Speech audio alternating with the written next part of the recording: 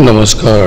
আজকে গল্প সমগ্র চ্যানেলে আপনাদের সামনে নিয়ে এসেছি ধ্রুবজ্যোতি চৌধুরীর লেখা বন্ধু কথা রেখেছিল।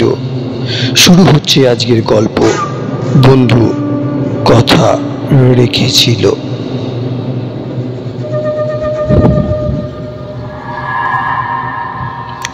একেবারে ছোটবেলা থেকেই ছেলে দুটি ছিল পরস্পরের ঘনিষ্ঠতম বন্ধু।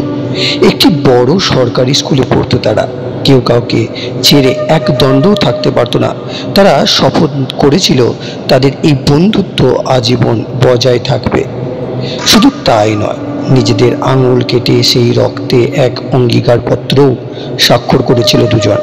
সেই অঙ্গীকারপত্রে ওরা প্রতিজ্ঞা করেছিল ওদের মধ্যে যে আগে মারা যাবে সে মৃত্যুর মুহূর্তে অন্যজনকে এসে দেখা দেবে। স্কুল জীবন শেষ হওয়ার সঙ্গে সঙ্গেই দুজনের মধ্যে ছাড়াছাড়ি হয়ে গেল।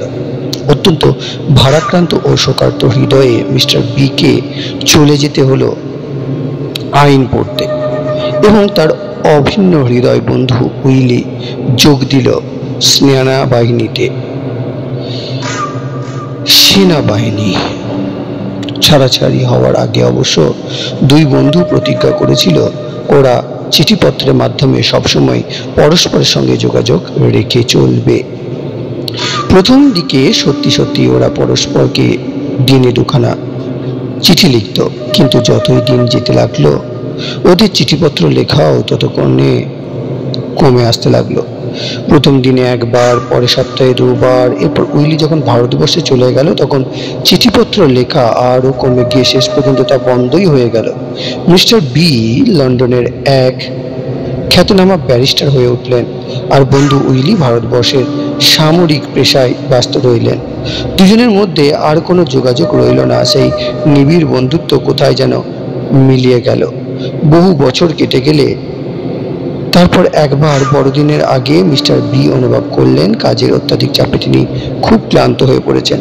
তার একটু বিশ্রাম ও হাওয়া বদলের দরকার পড়ল। তাই এক রবিবার তিনি চলে গেলেন ভার্জিনিয়ার ওয়াটার স্বাস্থ্য কেন্দ্রে। সেখানে গিয়ে হোয়েট লিয়েভ সরাইখানাটিতে উঠলেন তিনি। সেখানে নৈশ ভোজের পর নিচের হল ঘরে বসে বসে পাইপটি ধরিয়েছেন। এমন সময় এক অদ্ভুত অজানা অস্বস্তিতে ভরে উঠল তার মন। কিরকম একটা অস্থিরতা বোধ করতে লাগলেন তিনি। তারপর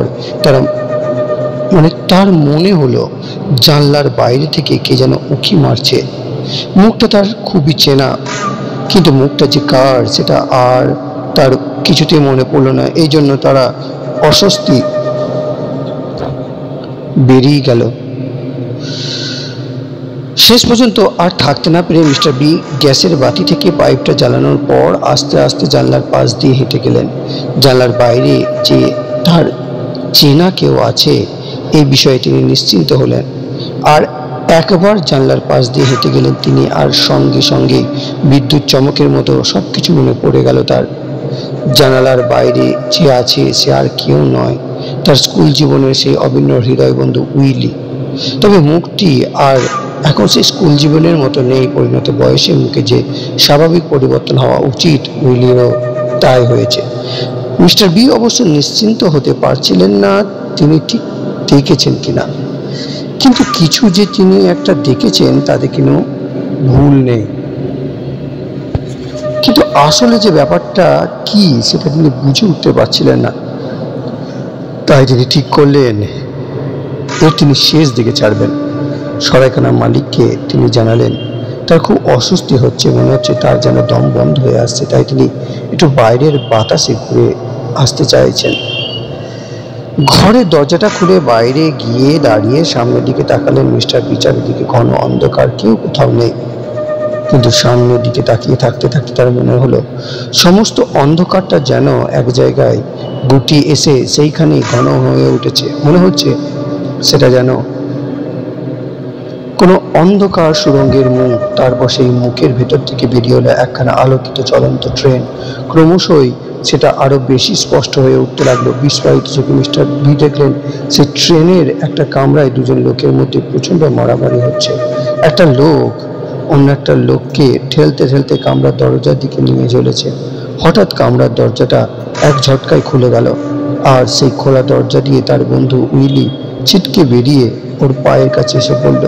তার মুখখানা ওপর দিকে তোলা। এই মুখখানায় খানিকক্ষণ আগে মিস্টার বি জানালার বাইরে দেখছিলেন। এক মুহূর্ত মাত্র, তারপর ওই ট্রেন, সুড়ঙ্গ আর উইলির মুখ সব যেন ভোজবাজির মতো অদৃশ্য হয়ে গেল। ঘন অন্ধকারের মধ্যে মিস্টার বি একলা দাঁড়িয়ে রইলেন। প্রচণ্ড আতঙ্কে মিস্টার বি চিঁচিয়ে ঘরে ঢুকে এলেন।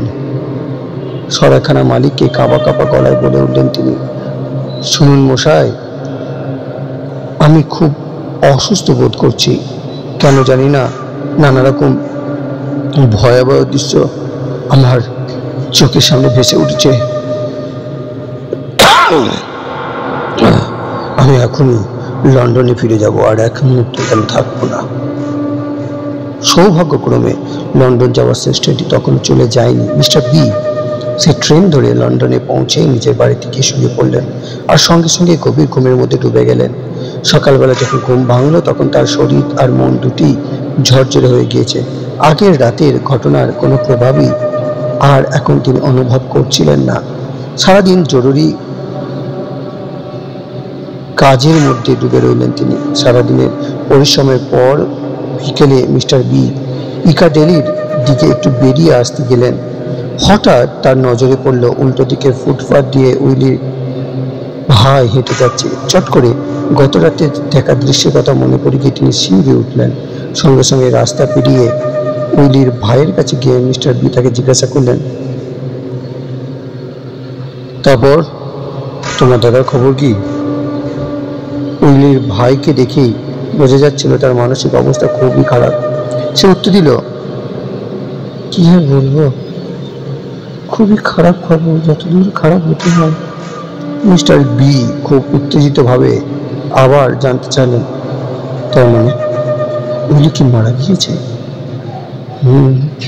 কাল রাতে। কিভাবে মারা গেল? চলন্ত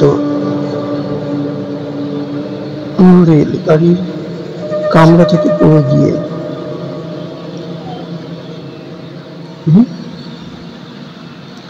এবার উইলির ভাইয়ের অবাক হওয়ার পালা। হাঁ করে মিস্টার বিয়ের দিকে তাকিয়ে সে উত্তর দিল, হ্যাঁ ঠিক তাই, কিন্তু আপনি সে কথা কি করে জানলেন? আমরা তো সবে আজ সকালে টেলিগ্রাম দ্বারা মৃত্যু সংবাদ পেয়েছি। স্তম্ভিতভাবে উইলির ভাইয়ের দিকে তাকিয়ে রইলেন মিস্টার বি। উইলি তাহলে সত্যি তার কথা রেখেছে। শেষ হলো আজকের সংক্ষিপ্ত গল্প। ধন্যবাদ।